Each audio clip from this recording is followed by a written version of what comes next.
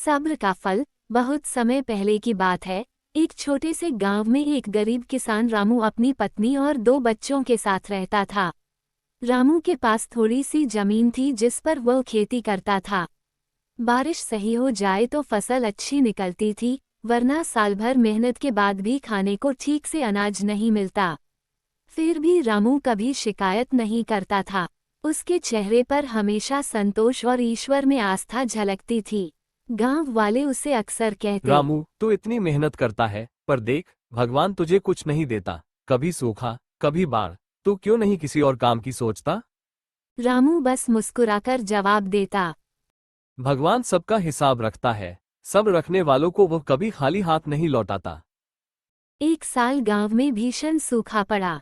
न खेतों में फसल उगी, न तालाबों में पानी बचा।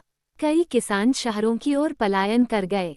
रामू ने भी अपने परिवार के साथ गांव छोड़ने का फैसला किया, लेकिन फिर रुक गया।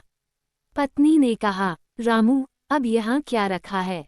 न अन्न, न जल। चलो कहीं और चलकर मजदूरी करते हैं। रामू ने शांत स्वर में कहा, थोड़ा और सब्र कर लो, शायद बारिश आ जाए। मैं ईश्वर पर विश्वास करता हूँ। जब उसने इतनी तकलीफ दी है तो राहत भी वही देगा। दिन बीतते गए। रामू ने गांव के पास ही एक पुराने कुएं की सफाई शुरू कर दी, ताकि पानी इकट्ठा हो सके। गांव वाले उसे पागल समझने लगे, लेकिन एक दिन बादल घिरे और अच्छी बारिश हुई। रामू के साफ किए कुएं में पानी भर गया। गांव के लोग उसी कुएं से पानी लेने लगे। अब सबको समझ आया कि रामू का धैर्य ही उसकी सबसे बड़ी ताकत थी। एक और साल रामू ने मेहनत से खेतों में सब्जियां उगाईं।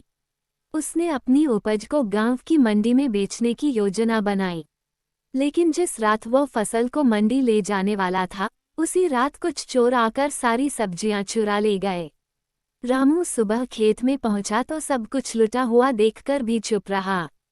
उसकी आंखों में आंसू थे, पर चेहरे पर अब भी वही शांति।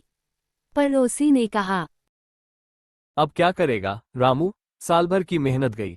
क्या अब भी तू सब्र करेगा? रामू ने जवाब दिया, रामू, जो चला गया वो मेरी किस्मत में नहीं था, लेकिन मेहनत करना मेरी आदत है। मैं फिर से शुरू करूंगा। शायद भगवान हमारी परीक्षा ले रहा है। मैं हिम्मत नहीं हारूंगा।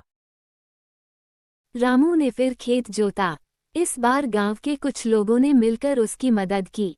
सभी ने देखा कि जो आदमी इतनी विपत्तियों में भी हार नहीं मानता, उसका साथ देना चाहिए। एक दिन रामू का बड़ा बेटा गंभीर रूप से बीमार पड़ गया। डॉक्टर ने कहा कि इलाज में बहुत पैसे लगेंगे। रामू के पास कुछ भी नहीं बचा था। वो अपने बैल तक बेचने को तैयार हो गया। पत्नी रोते हुए बोली, अब क्या बचा हमारे पास? तुम इतने आत्मविश्वास के साथ यहाँ कैसे आए हो? पैसे तो है नहीं तुम्हारे पास, मेरे पास शायद भगवान हमारी परीक्षा ले रहा है। मैं हिम्मत नहीं हारूंगा। रामू ने कहा। रामू अपने बेटे को शहर के अस्पताल ले गया। वहां एक सेठ ने उसकी हालत देखकर पूछा, तुम इतने आत्मविश्वास के साथ यहाँ कैसे आए हो?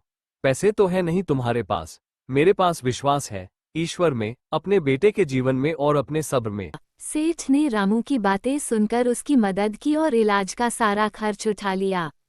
कुछ हफ्तों में रामू का बेटा पूरी तरह ठीक हो गया।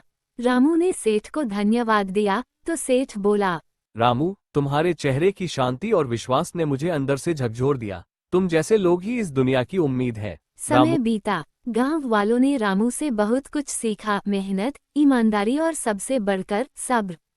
अब गांव के लोग छोटी छोटी बातों पर नाराज नहीं होते थे। वे भी कठिनाइयों में रामू की तरह धैर्य रखते। रामू की खेती अब अच्छी होने लगी थी। उसके खेत उपजाऊ हो गए। बारिश समय पर होती और अब वह गांव के सबसे सम्मानित किसान बन चुका था। एक दिन गांव के सरपंच ने रामू को बुलाकर कहा, रामू, हमने तय किया है कि इस साल का श्रेष्ठ किसान सम्मान तुम्हें दिया जाएगा। तुमने हमें सिखाया कि सब्र का फल जरूर मीठा होता है। रामू मुस्कुराया और बोला, मैं तो बस अपना काम करता हूँ, बाकी ऊपर वाला देखता है। रामू की कहानी हमें सिखाती है कि जीवन में चाहे कितनी भी कठिनाइयां आएं, अगर हमारे अंदर सब्र, विश्वास और मेहनत करने की इच्छा है, तो एक दिन सफलता जरूर मिलती है। कई बार ईश्वर हमें आजमाता है, परंतु जो व्यक्ति धैर्य नहीं खोता, वही अंत में विजय प्राप्त करता है।